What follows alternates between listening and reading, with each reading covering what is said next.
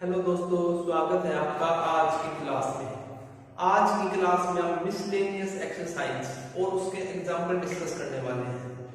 Miscellaneous जो आपकी example और एक्सरसाइज है, ये भी बहुत इंपॉर्टेंट है। एग्जाम्पल टॉपिक से यहाँ से भी आपका एक क्वेश्चन और से एक क्वेश्चन आता है, ठीक है। तो हम आज की क्लास में वो डिस्कस करेंगे। वो एक्सरसाइज और एग्जाम्पल किसके ऊपर बेस्ड है पता है आपको? वो है आपकी डबल इनइक्वालिटी और सिस्टम ऑफ इनइक्वालिटी और सिस्टम ऑफ इनइक्वालिटी। ये दो टाइप के उसमें आपके क्वेश्चन पूछे जाएंगे। इन दो इनइक्वालिटी और डबल इनइक्वालिटीज के ऊपर सिस्टम ऑफ इनइक्वालिटीज को सोल्व कैसे करते हैं और डबल इनइक्वालिटी को मतलब इनको सोल्व करना सिखाएंगे आपको मिसलेनियस एक्सरसाइज में, मिसलेनियस एग्जांपल्स, ठीक है। तो वन बाय वन आपको क्वेश्चन में आपको बताते चलेंगे क्या कंसेप्ट है। इसका कोई स्पेसिफिक कंसेप्ट नहीं है, उससे एज इट इज हम उनको सॉल्व करते हैं। लेकिन डबल इनइक्वालिटी से आपको बताया था कि जिस इनइक्वालिटी में आपके एक से ज्यादा सिंपल आ जाते हैं, दो सिंपल आ जाते हैं, ये ग्रेटर देन सिंपल या कोई भी उन चार सिंबल में से कोई भी दो सिंबल आ जाते हैं तो आपकी डबल इनइक्वालिटी बन जाती है, ठीक है। तो जब हम क्वेश्चन सॉल्व करेंगे तो आपको उसका कंसेप्ट बता देंगे कि कैसे आपको सॉल्व करना है। सिस्टम ऑफ इनइक्वालिटीज में आपके पास दो तीन आपकी क्या देनी होगी, इनइक्वालिटी देनी होगी, उसमें आपको सॉल्व करना है। तो ये दो टाइप के आपके क्वेश्चन है आपके मिसलेनियस एक्सरसाइज में पूछे जाते हैं, ठीक। तो आइए शुरू करते हैं। पहले आप एग्जांपल्स देखते हैं मिसलेनियस से। तो जो आपका फर्स्ट एग्जांपल है वो है सॉल्व करना है आपको -8 is less than or equal to 5x minus 3 is less than 7। अब देखो इसको बोलते हैं डबल इनइक्वालिटी। देखो यहाँ भी डबल साइन आ गया ना, तो इसको बोलते हैं आप डबल इनइक्वालिटी। क्या बोलते हैं? डबल इनइक्वालिटी का क्वेश्चन। आप इसको सॉल्व कैसे करेंगे? देखो इसको दो तरीके क्वेश्चन को सॉल्व करने के लिए समझो ध्यान से। लेकिन यहाँ पे सबसे पहले आप देखो वेरिएबल कहाँ पे है।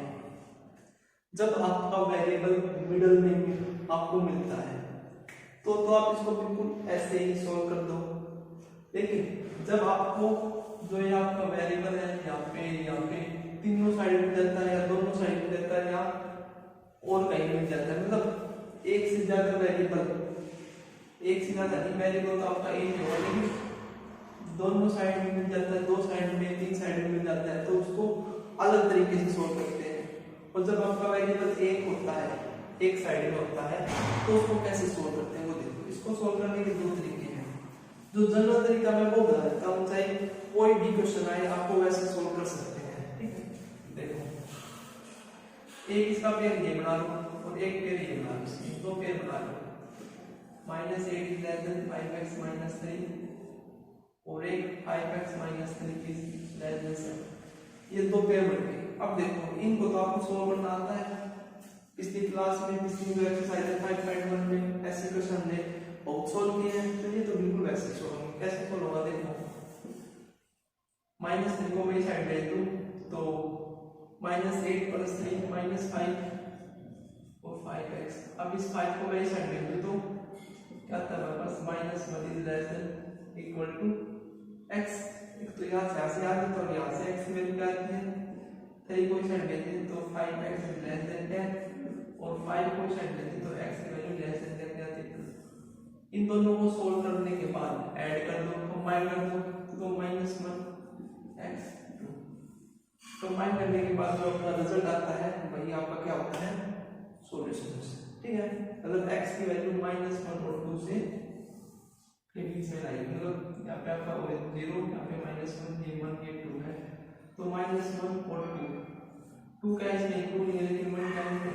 तो जो आपका ये रिजल्ट है, जो ये पार्ट है, ये आपका क्या है, रिजल्ट। आप ऐसे सोल्व कर सकते हैं। ये तो आपका जनरल तरीका, जनरल।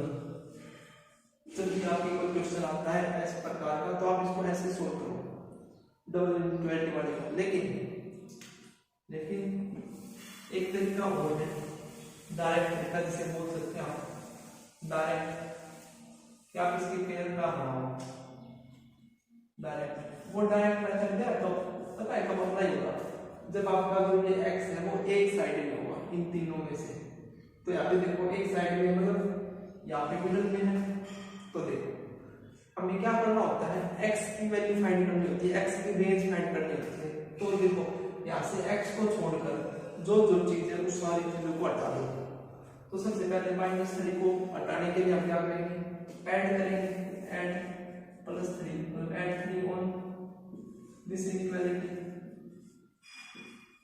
तो ऐड करो तो -8 + 3 और 5x -3 + 3 और 7 + 3, यहाँ से -5 5x और 10।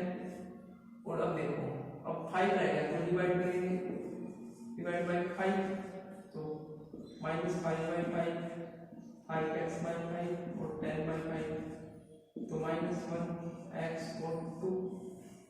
सेम रिजल्ट आया नहीं आया।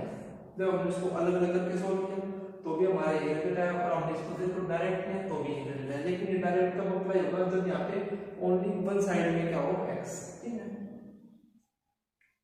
तो नेक्स्ट क्वेश्चन सेकंड, आप जनरल तरीके का यूज करो, ठीक है, मेन मोस्टली तो ठीक है। नेक्स्ट क्वेश्चन है सॉल्व -5 5 - 3x/2 एंड 8। अब देखो अब फिर से हमारे पास वही बची वही डबल इक्वलिटी आ गई, लेकिन एक साइड है x बीच बीच में, तो इसको सोल्व करो।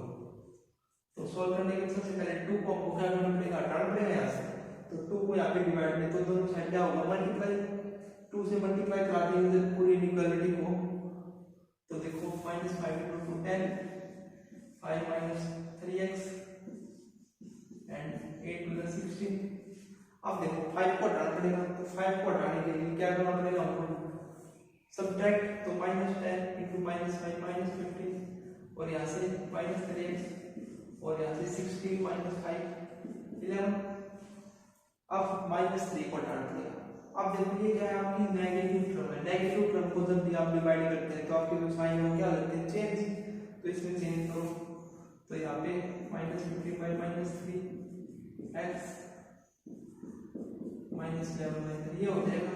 तो यहाँ से 5x और -11/3 या तो -3 पॉइंट कुछ आएगा, -3.6 है ना, ऐसा कुछ आएगा।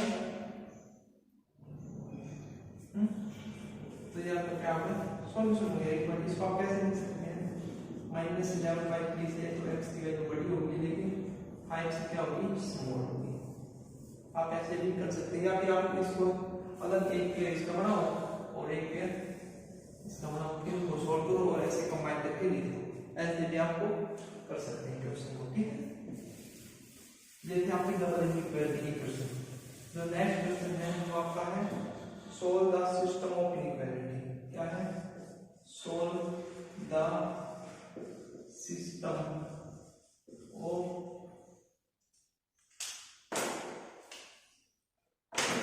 System of inequality. देखो जैसे आपकी इक्वेशन में होता था ना, solve the system of equation, वैसे आपका इनइक्वालिटी में भी होता है, ठीक है। देखो 3x - 7 is less than 5 + x and second है आपकी 11 - 5x is less than or equal to। जो आपका सिस्टम ऑफ इक्वेशन होता था उसमें तो हम इक्वेशंस को इकट्ठा करके सॉल्व करते थे, लेकिन इसमें हम 1 बाय 1 सॉल्व करेंगे।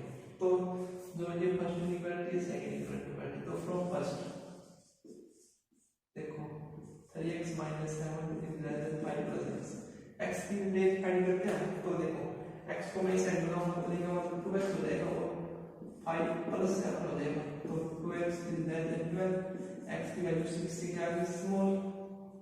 अच्छा सेकंड को देखो, from second 11 - 5x is less than or equal to 1। तो 11 को उस साइड भेजते हैं, तो 11 1 - 1 हो जाएगा। तो -5x is less than -10। अब -5 को उस साइड भेजेंगे तो जो आपका साइन है वो क्या हो जाएगा, चेंज। तो -10 और -5 = 2, मतलब x की वैल्यू ग्रेटर देन और इक्वल टू 2।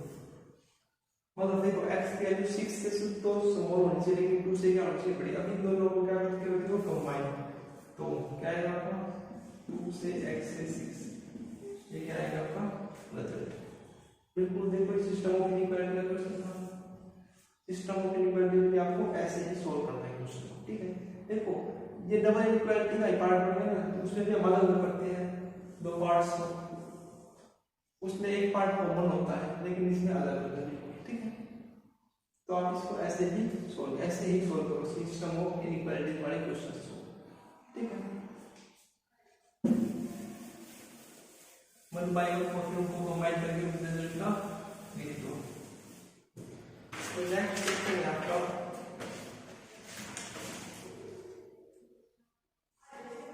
ये आपका इंपॉर्टेंट क्वेश्चन है भैया, स्टेटमेंट सॉल्व।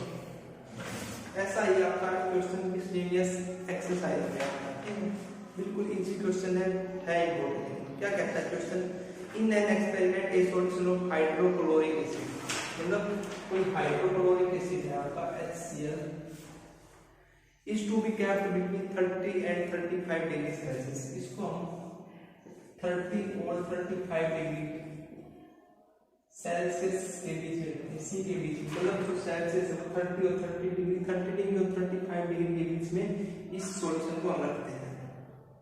टेम्परेचर है जो डिग्री होता है वो टेम्परेचर है ना, तो क्या क्या है, what is the range of temperature, temperature की क्या रेंज होगी इन डिग्री फारेनहाइट। ये तो सेल्सियस में की होगी, इसमें सेल्सियस में आपको इसको ट्रांसफर करना है इसमें फारेनहाइट में, ठीक है। तो इसका conversion formula is given by, conversion formula क्या गिवन है, C = 5/9 F - 30। ये आप 11th केमिस्ट्री में भी सीखते हो, ठीक है। तो where C and F represent the temperature in degree and degree Fahrenheit respectively, बिल्कुल इजी क्वेश्चन। देखो क्या कह रहा है कि देखो हमारे पास कोई हाइड्रोक्लोरिक एसिड वाला कोई सॉल्यूशन है, उसको हम 30 डिग्री और 35 डिग्री टेम्परेचर के बीच में रखते हैं, और ये किसमें आपका सेल्सियस में, मतलब देखो 30 C and 35, आपको इसको फारेनहाइट में चेंज करना है। तो इस फार्मूले की सहायता से हम तो यहाँ पे C की वैल्यू पुट करो,